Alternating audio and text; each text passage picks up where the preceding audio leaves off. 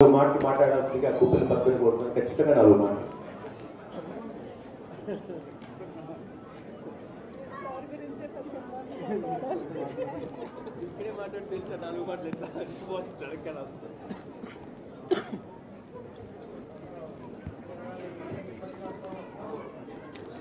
Good morning. వేదిక మీద ఉన్న నన్ను ముందు మాట్లాడి బ్రో.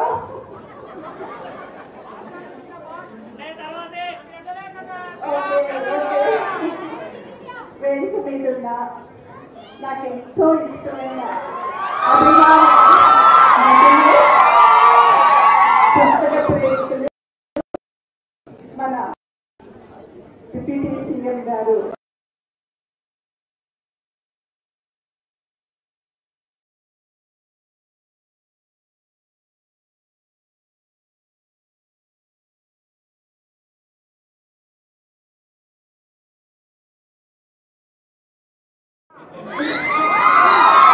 కృష్ణారావు గారికి, బాలశౌరి గారికి, విజయకుమార్ గారికి, ఈరోజు మనకి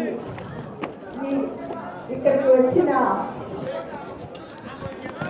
లక్ష్మి గారికి, బృందప్రసాద్ గారికి నమస్కరిస్తూ, వేదిక ముందున్న పవన్ కళ్యాణ్ గారి అభిమానులకు, సాహిత్యవేత్తలకు, మీడియా మిత్రులకు, విజయవాడలో ఉన్న ప్రతి ఒక్కరికి నమస్కరిస్తున్నాను. నాకు ఇచ్చిన టైమే చాలా తక్కువ. అసలు నేను చాలా స్లోగా మాట్లాడుతూ ఉంటాను. కొంచెం తొందర మాట్లాడేస్తా. చాలా సంవత్సరాల క్రితం నుంచి నా మనసులో ఉన్న ఒక అద్భుతమైన విషయం నాకు అప్పుడప్పుడు అలా తెచ్చుకుంటూ భలే కదా అనుకునే సందర్భం పవన్ కళ్యాణ్ గారి గురించి ఈరోజు ఒకటి మీతో పంచుకోవాలనుకుంటున్నాను. వారు అప్పుడప్పుడే సినిమాలో నటిస్తున్న కొత్తలో నేను ఒక 10 మంది స్త్రీలతో పనిచేస్తూ ఉన్నాను. వాళ్ళు జీవితంలో అనేక విషయాల్లో బాధలకు గురయ్యి మృత్యుకి ఆల్మోస్ట్ దగ్గరగా ఉన్న టైంలో, అన్ని ఆశలు కోల్పోయిన సమయంలో వాళ్ళ జీవితాలను తెలుసుకుంటూ వాళ్ళ జీవితేషన్ కలిగించడానికి నేను పనిచేస్తున్న టైంలో వాళ్ళు ఒక రోజు మాకు పవన్ కళ్యాణ్ గారి ఫోటో కావాలి అని అడిగారు. అప్పటికి సోషల్ మీడియా లేదు. సో పేపర్ నుంచి కట్ చేసి ఇవ్వాలి. అట్లా ఎట్లా ఇస్తాము అట్లా కాదు లేదు. నాగబాబు గారిని అడిగా. నాగబాబు గారు పవన్ కళ్యాణ్ గారి ఫోటో, చిరంజీవి గారి ఫోటో, తన ఫోటో సంతకాలు చేయించి ఇచ్చారు. ఆ ఫోటో వాళ్ళకి ఇచ్చారు. తర్వాత పవన్ కళ్యాణ్ గారు వాళ్ళ అమ్మగారు పిల్లలు, అప్పుడందరూ పిల్లలు బుజ్జు పిల్లలు, వాళ్ళని తీసుకొని ఆ హోమ్ దగ్గరికి వచ్చి వాళ్ళని కలిసి వాళ్ళతో మాట్లాడి వాళ్ళకి ఆ ఫోటోలు అందించి స్వీట్స్ అందించారు. వారి అమ్మగారు మాట్లాడిన తరువాత వాళ్ళ జీవితాల్లో వాళ్ళకి ఎంత స్ఫూర్తి దొరికిందో దానికి నేనే సాక్ష్యం. సో అమ్మలు జీవితాలను వెలిగిస్తారు. అటువంటి పవన్ కళ్యాణ్ గారి అమ్మగారికి నమస్కరిస్తూ నేను ఆమె సూర్యుని కబలించింది పుస్తకం గురించి మాట్లాడుతాను. ఈ పుస్తకం చాలా విలువైన పుస్తకం. ఎలా అంటే ఈరోజు మనందరం శ్వాసిస్తున్న స్వాతంత్ర్యం ఏదుందో ఆ స్వాతంత్ర్య కాలంలో, అంటే ఈ స్వాతంత్ర్య ఉద్యమం జరుగుతున్న కాలంలో జరిగిన ఒక కథ ఇది. పుస్తకం అని ఎందుకంటున్నాను అంటే 125 సంవత్సరాలు మన తెలుగు సాహిత్యంలో కథ పుట్టి 125 సంవత్సరాలు అయింది. గురజాడ అప్పారావు గారు ఆయన ఏమన్నారు అంటే ఆధునిక స్త్రీ చరిత్రను పునర్లిఖిస్తుంది అన్నారు. అటువంటి పునర్లిఖించే స్త్రీలలో లక్ష్మి గారు ఉన్నారు.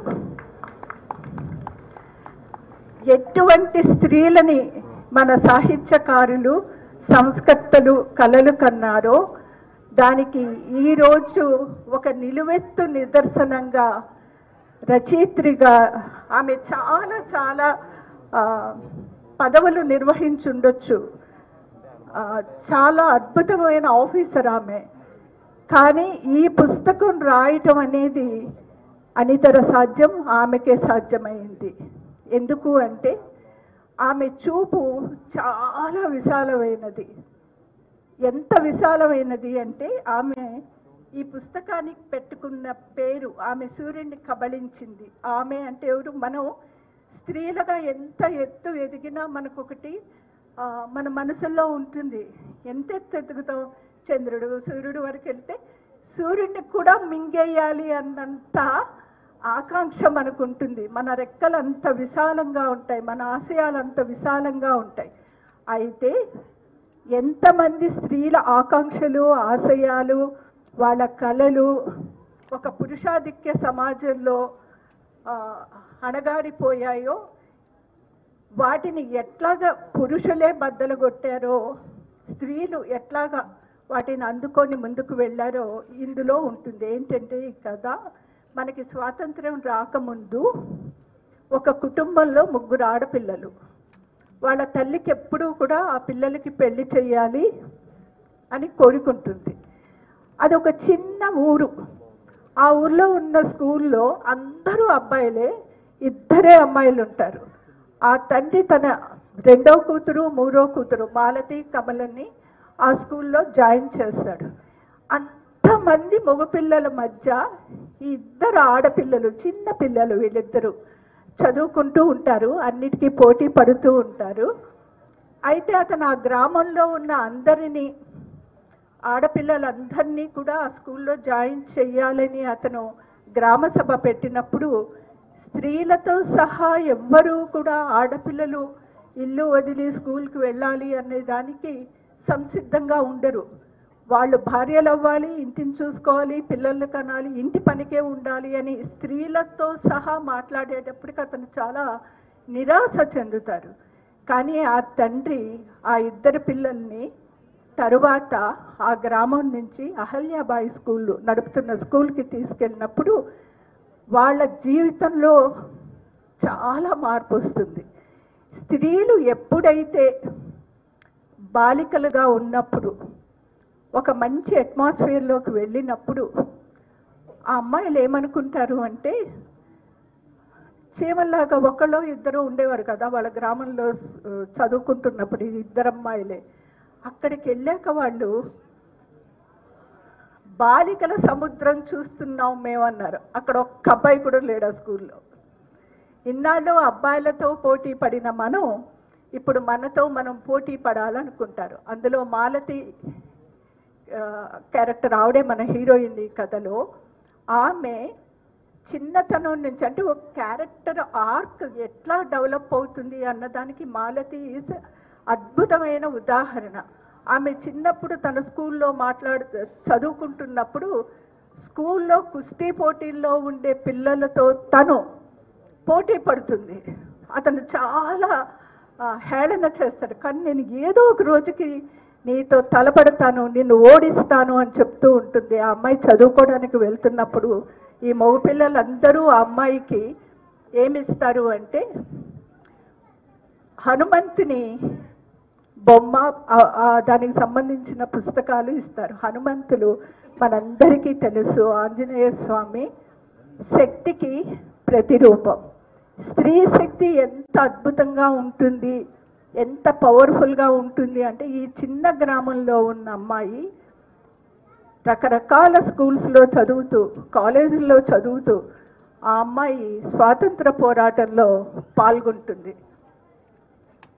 ఆ తండ్రి వాళ్ళకి విద్యనిచ్చినప్పుడు ఆ శక్తి 1000 విధాలుగా విచ్చుకొని ఒక బ్రహ్మ కమలంలా సువాసన చెందుతూ ఆమె స్వాతంత్ర సమర పోరాటంలో పాల్గొంటుంది. ఆమె అనేక విషయాలని ఎప్పటికప్పుడు ప్రశ్నిస్తూ ఉంటుంది. సో ఈ పుస్తకం అంతా మనం చదివినప్పుడు స్వాతంత్ర సమరంలో పాల్గొన్న వాళ్ళల్లో మనకి తెలిసిన పురుషులు ఎంతమంది ఉన్నారో స్త్రీలు కూడా అంతమంది ఉన్నారు. వాళ్ళందరూ కూడా వాళ్ళ జీవితాలని వెలిగించుకున్నారు. ఇప్పుడు మీరందరూ ఇక్కడ ఉన్న మీరందరూ నాతో సహా వేదిక మీద ఉన్న అందరం కూడా పవన్ కళ్యాణ్ గారిని ఇంతగా ఇష్టపడతాం, ప్రేమిస్తాం. ఆయన చాలా స్ఫూర్తివంతంగా ఉంటారు. ఆయన అద్భుతమైన చదువరి. ఆయన వల్ల ఒక శేషేంద్ర గారి కవిత్వం, తిలక్ గారి కవిత్వం ప్రజల్లోకి వెళ్ళింది. అలానే ఇక్కడ ఉన్న వాళ్ళందరూ కూడా ఈ పుస్తకాన్ని చదవమంటున్నా. ఎందుకంటే ఇది స్వాతంత్ర సమర జీవితం నుంచి, ఆ సమయం నుంచి మన కాన్స్టిట్యూషన్ రాసుకునే వరకు ఇది ట్రావెల్ అయింది. ఇందులో అద్భుతమైన పాటలు ఉన్నాయి, ఒక లిరికల్ టెక్స్ట్. ఇది మొత్తం అంతా మాట చదువుతుంటే ఒక శ్రావ్యంగా మనకి గానం వినబడుతుంది. ఈ పుస్తకం ఇంత అద్భుతంగా ట్రాన్స్లేట్ చేసిన కృష్ణారావు గారి కృషిని మాత్రం మనం చప్పట్లు కొట్టాల్సిందే ఆయనకి. ఎందుకంటే ఇది మామూలుగా ఒక టెక్స్ట్ని, ఆయన గొప్ప కవి, గొప్ప జర్నలిస్టు, ఆయనకి రాజకీయాలు తెలుసు. ఈ టెక్స్ట్లో లైన్స్, బిట్వీన్ ద లైన్స్ ఉండే ఆ రాజకీయ కోణాన్ని, ఇందులో అన్ని రకాల రాజకీయ కోణాలు ఉంటాయి. గాంధీ గారు ఉంటారు, తర్వాత విప్లవకారులు ఉంటారు, అప్పుడున్న వాళ్ళందరూ. వీటన్నిటినీ అలానే వాళ్ళ హృదయం, వాళ్ళ సోల్తో రాయాలి అంటే అది ఒక కృష్ణారావు గారికే సాధ్యమయ్యింది. అద్భుతమైన ట్రాన్స్లేషను. తెలుగు సాహిత్యంలో నిలిచిపోయే ఈ పుస్తకాన్ని అందించిన ఎంఎస్కో విజయ్ కుమార్ గారికి నమస్కరిస్తూ, ఇక్కడున్న ఈ వేదిక మీద రాజకీయ నాయకులు అందరికీ సాహిత్యం అంటే ఇష్టము. సత్యకుమార్ యాదవ్ గారు కూడా రచయిత, ఆయన పుస్తకాలు కూడా ఎంఎస్కో వాళ్ళు వేశారు. సో సాహిత్యము రాజకీయము మమేకమైన ఈ వేదిక మీద నాకు మాట్లాడే అవకాశం ఇచ్చిన ప్రతి ఒక్కరికి నమస్కరిస్తూ, థ్యాంక్ యూ సో మచ్.